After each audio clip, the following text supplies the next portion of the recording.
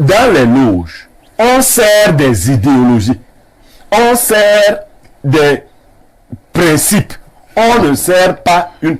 Parce que, par exemple, là, c'est pour donner des détails. Quand vous êtes dans la Rose-Croix, celui que vous appelez l'impérateur, c'est une élection. Vous voyez, entre les grands maîtres. Mais demain, on peut avoir un autre impérateur. On n'a même pas besoin que l'impérateur vivant meure pour le changer. On peut simplement demander le changement d'impérateur. Raymond Bernard était impérateur. Il n'est pas mort quand Christian Bernard, son fils, a pris la morgue. Vous voyez. Donc, et il y a même eu un schisme entre Christian et Raymond. Donc, les loges, c'est cela. On sert des idéologies. Ces idéologies, dont quelques-unes, sont apparues au monde visible comme étant perverses. Je prends un cas. Là, on va parler en profondeur. La franc-maçonnerie a deux aspects. Elle a un aspect athée et un aspect déiste. Il y a une franc-maçonnerie qui croit que Dieu existe. Il y a une franc-maçonnerie qui ne croit pas en l'existence de Dieu. Mais le principe de la franc-maçonnerie, c'est la liberté de conscience. C'est pour cela que c'est la franc-maçonnerie qui a donné à la France sa devise. Dans la franc-maçonnerie, on dit, si vous voulez faire une chose, si votre conscience adhère à cette chose, vous faites cette chose. C'est par exemple la franc-maçonnerie qui a conduit en France récemment à l'érection de la loi sur l'homosexualité. Mais cela ne veut pas dire que tous les francs-maçons sont tous homosexuels. Il n'y a aucune obligation pour un franc-maçon d'être homosexuel. C'est un choix de liberté de conscience de pratiquer l'homosexualité ou non quand vous êtes franc-maçon. On reviendra sur l'homosexualité tout à l'heure, ayant trait à la franc-maçonnerie. Oui. Alain Douc, vous avez suivi ce qui s'est dit lorsque nous posons la problématique ce matin. Doit-on avoir peur des loges? J'ai failli dire que dans l'imagerie populaire, si je prends un pays comme le Cameroun et globalement dans bon nombre de pays africains, nous pensons fondamentalement que les loges sont mauvaises, les loges sont diaboliques, les loges sont sataniques et tout ce qui va avec. C'est exagéré, c'est excessif, ou alors, en fait, nous disons ce qui est. Absolument pas, ce n'est pas exagéré, c'est en fait. Sur le plancher en dame de tout temple maçonnique, on a une dialectique en blanc-noir. Vous connaissez le damier, au checkerboard. Il y a du blanc, il y a du noir, des carreaux en noir et blanc. Pour dire que le monde est dialectique et qu'il y a une confrontation entre deux mondes, deux réalités. Le blanc pour la lumière, la pureté, la sainteté, les valeurs sacrées, et le noir pour le monde de l'obscur, des ténèbres, d'accord, du mauvais, du mal.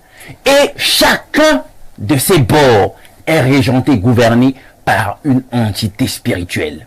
Du côté de la lumière, il y a bel et bien, ça va vous déranger, il y a un créateur, il y a un Dieu suprême. Et de l'autre, il y a son antagoniste, qu'on nous appelons Lucifer, d'accord, ou Satan, ou le diable, appelez-le comme vous le voulez. C'est de ça qu'il s'agit.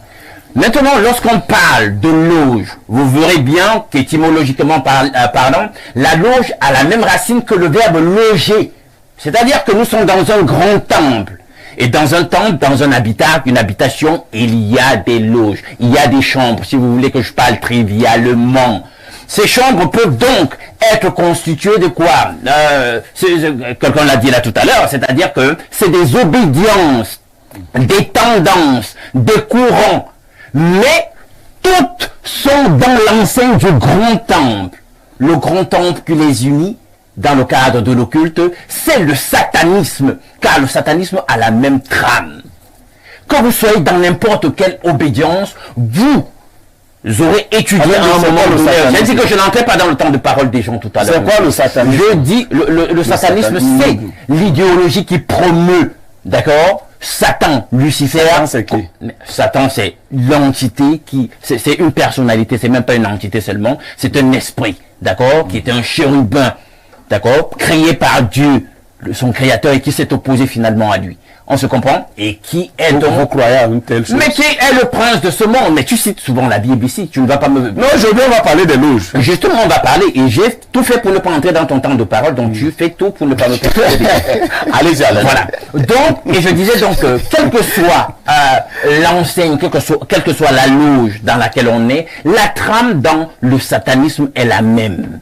C'est-à-dire que la cause commune, c'est d'ériger le temple terrestre qui permet que Satan soit évidemment le Dieu de ce monde et que ce soit son idéologie qui soit partagée, qui soit la valeur, en tout cas, son idéologie qui soit la valeur la mieux partagée entre les humains.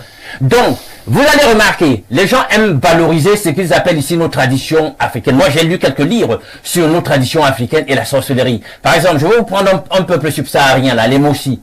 Est-ce que vous savez, par exemple, que chez les Mossi, il y avait des rituels pour interpeller, pour invoquer la fertilité. Lorsqu'on voyait que le climat n'était pas favorable et puis les récoltes en cours, voilà, etc., on réfléchissait, ben, qu'est-ce qu'il faut faire? Alors, il y avait des rituels qu'on faisait de nuit et où on sacrifiait des enfants et on procédait pendant ce rituel à la mendication du corps de ces enfants qui étaient sacrifiés avec des danses rituelles. C'est du cannibalisme.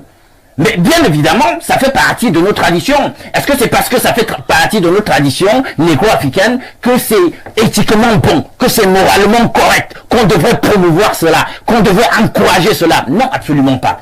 Et c'est pour cela que je l'ai dit, le monde n'a rien à voir avec les problématiques de tradition. Parce que même chez ceux que vous appelez les occidentaux, ils ont des traditions, monsieur. Vous savez qu'en Occident, tout le monde ne croit pas au Dieu de la chrétienté.